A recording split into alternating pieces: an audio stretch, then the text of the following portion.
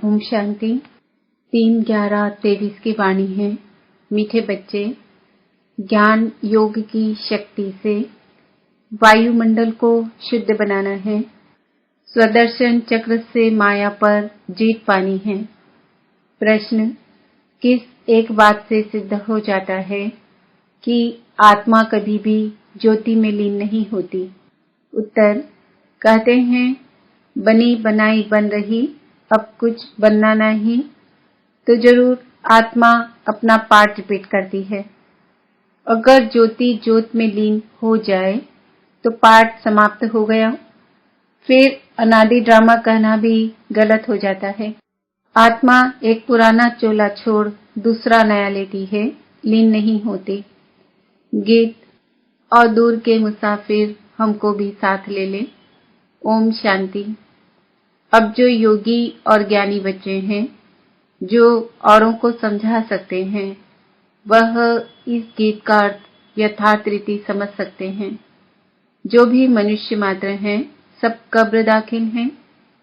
कब्र दाखिल उनको कहा जाता है जिनकी ज्योति उजाई हुई होती है, जो तमो प्रधान है, जिन्होंने स्थापना की है और जन्म बाई जन्म पालना अर्थ निमित्त बने हुए हैं।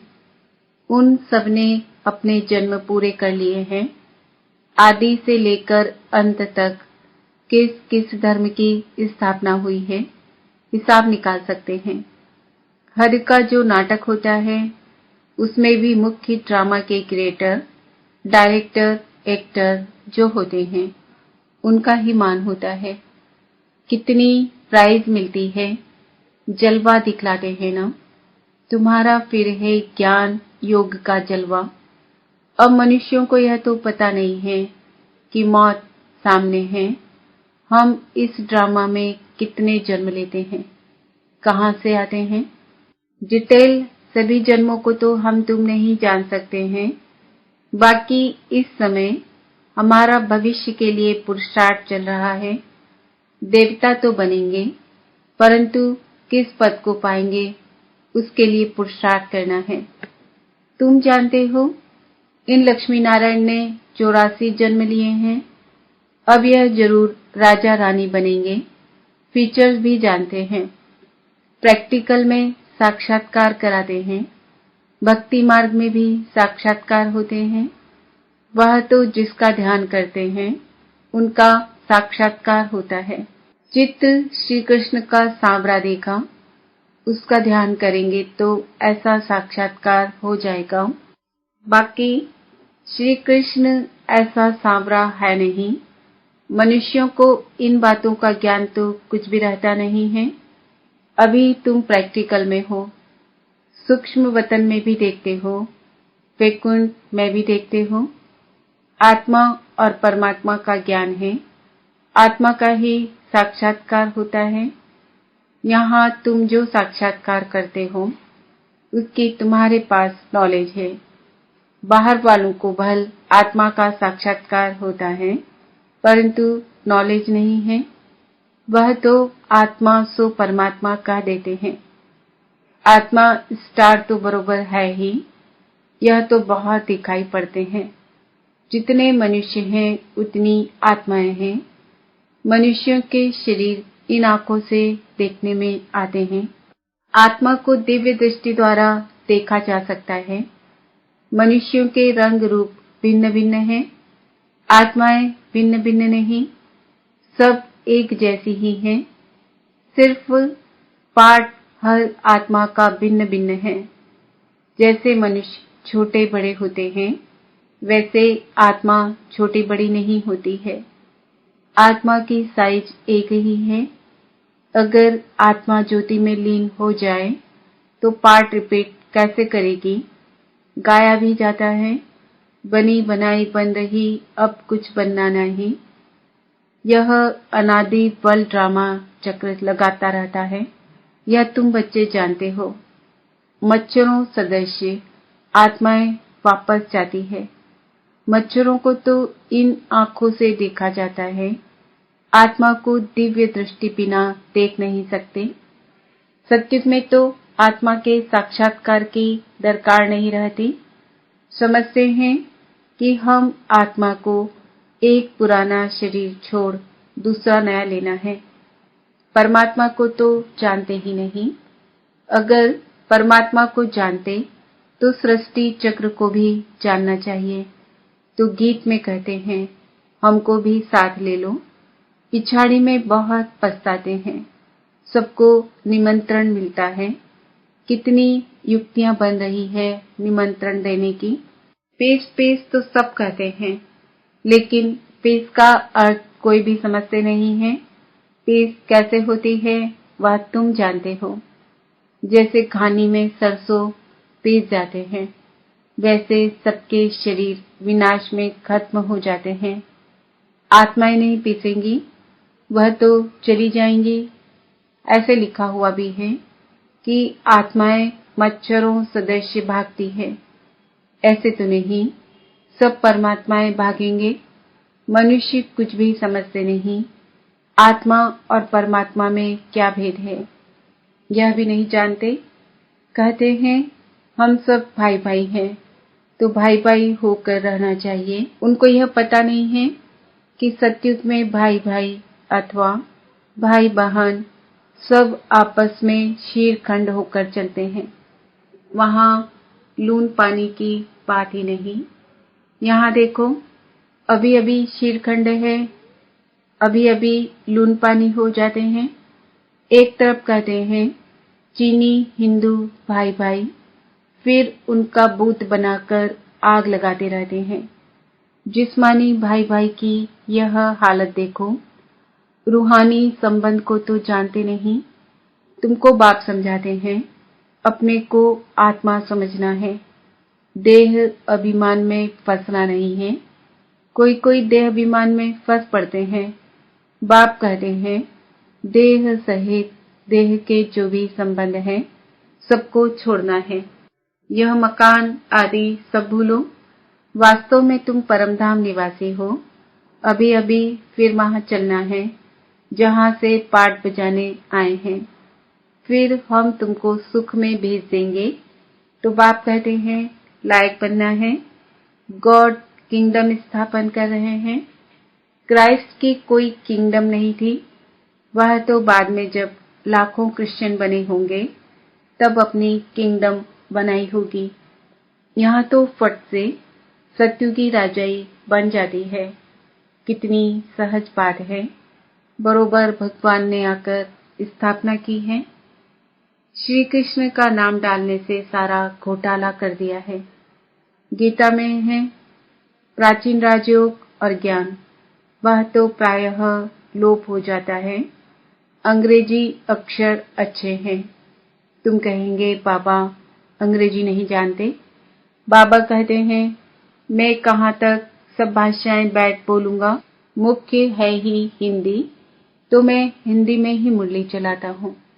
जिसका शरीर धारण किया है वह भी हिंदी ही जानता है। तो जो इनकी भाषा है वही मैं भी बोलता हूँ। और कोई भाषा मैं थोड़े ही पढ़ाऊंगा। मैं फ्रेंच बोलूं तो यह कैसे समझेगा। मुख्य तो ब्रह्मा की बात है।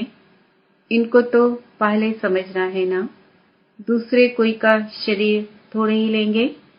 गीत में भी कहते हैं मुझे ले चलो, क्योंकि बाप और बाप के घर का तो किसको भी पता नहीं है। गपोड़ा मारते रहते हैं। अनेक मनुष्यों की अनेक मतें हैं, इसलिए सूत मुझा हुआ है। बाप देखो कैसे बैठे हुए हैं। यह चरण किसके हैं? शिव बाबा के। वह तो हमारे हैं ना। मैंने लोन दिया है। शिव बाबा तो टेम्परेरी यूज करते हैं, वैसे यह चरण तो मेरे हैं ना।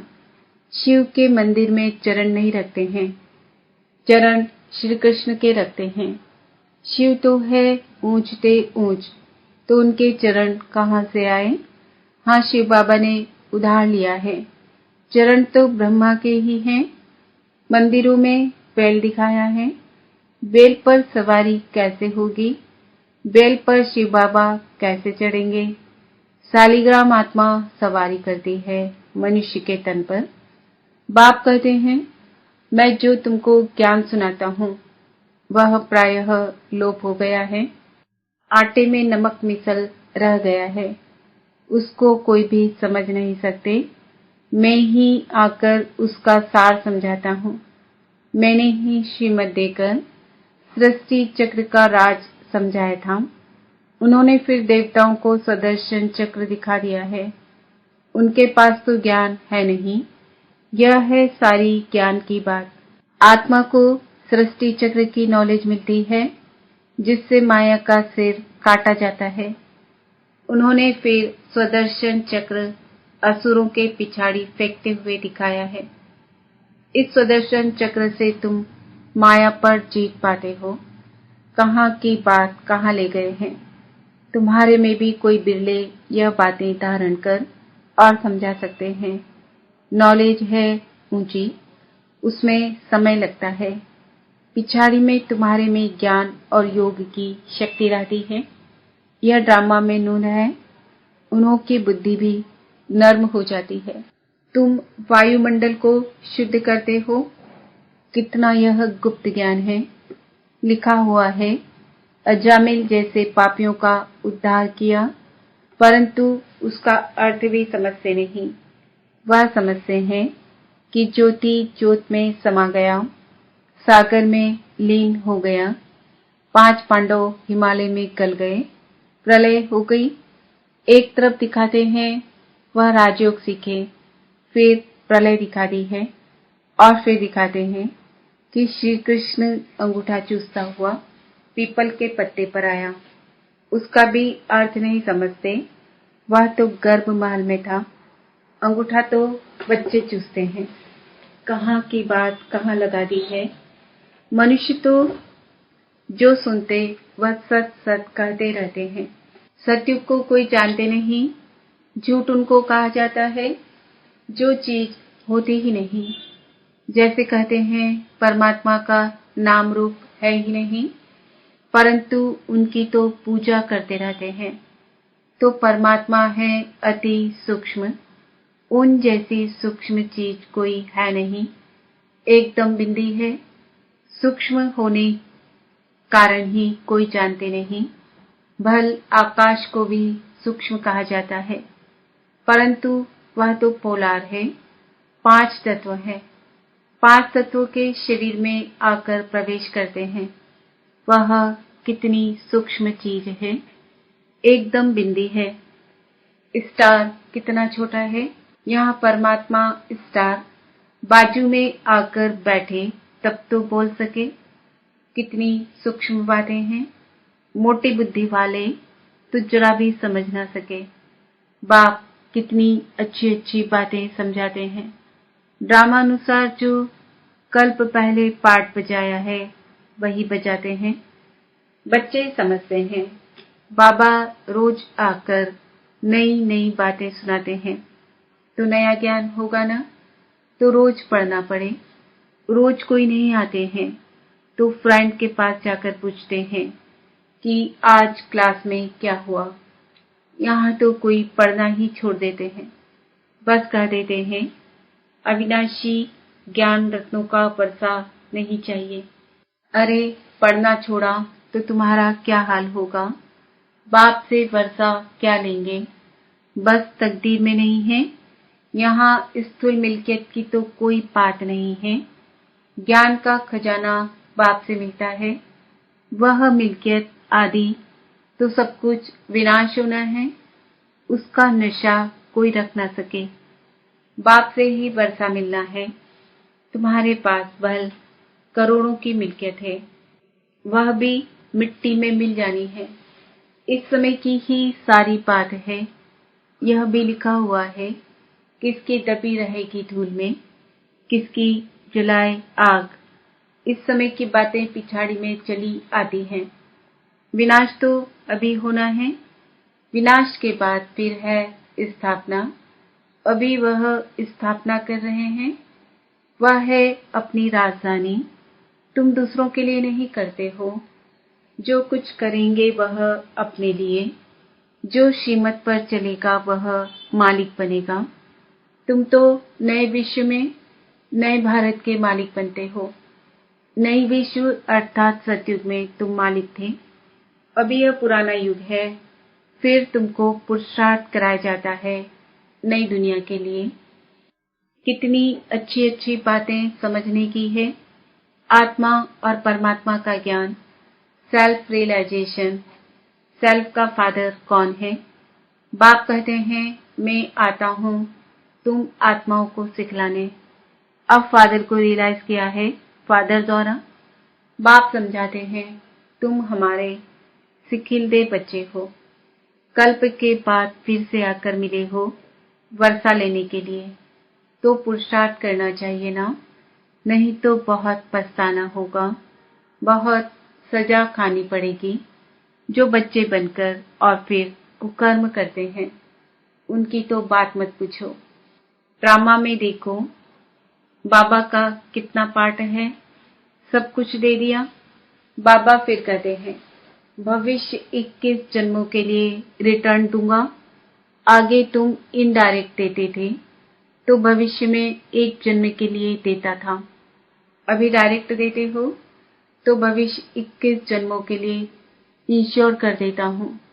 डायरेक्ट इनडायरेक्ट में कितना फर्क है। वह द्वापर कलयुग के लिए इंश्योर करते हैं ईश्वर को, तुम सतयुग त्रेता के लिए इंश्योर करते हो। डायरेक्ट होने के कारण 21 जन्मों के लिए मिलता है। अच्छा, मीठे मीठे सिकिल दे बच्चों प्रति माता पिता बाप दादा का याद प्यार और गुड मॉर्निंग। रूहानी बाप के रूहानी बच्चों को नमस्ते। हम रूहानी बच्चों की रूहानी माता पिता बाप दादा को याद प्यार गुड मॉर्निंग नमस्ते ओम शांति। धारणा के लिए मुख्य सार। अविनाशी बाप से अविनाशी ज्ञान रत्नों का खजाना ले तकदीरवान बनना है। नया ज्ञान नई पढ़ाई रोज पढ़नी है। वायुमंडल को शुद्ध बनाने की सेवा करनी है। भविष्य 21 जन्मों के लिए अपना सब कुछ इंश्योर कर देना है। बाप का बनने के बाद कोई भी कुकर्म नहीं करना है। वरदान स्व उन्नति का यथार्थ चश्मा पहन एग्जाम्पल बनने वाले अलबेलेपन से मुक्त भव। जो बच्चे स्वयं को सिर्फ विशाल दिमाग की नजर से चेक करते हैं उनका चश्मा अलबेलेपन का होता है। उन्हें यही दिखाई देता है कि जितना भी किया है उतना बहुत किया है। मैं इन आत्माओं से अच्छा हूँ। थोड़ी बहुत कमी तो नामी ग्रामी में भी है, लेकिन जो सच्ची दिल से स्वयं को चेक करते हैं उनका चश्मा यथार्थ स्व उन्नति का होने के कारण सिर्फ बाप और स्वयं को ही देखते। दूसरा तीसरा क्या करता यह नहीं देखते। मुझे बदलना है, बस इसी धुन में रहते हैं। वह दूसरों के लिए एग्जाम्पल बन जाते हैं। स्लोगन हदों को सर्व वंश सहित समाप्त कर दो तो बेहद की बादशाही का नशा रहेगा। आज का स्वमान है मैं आत्मा अलबेलेपन से मुक्त हूँ।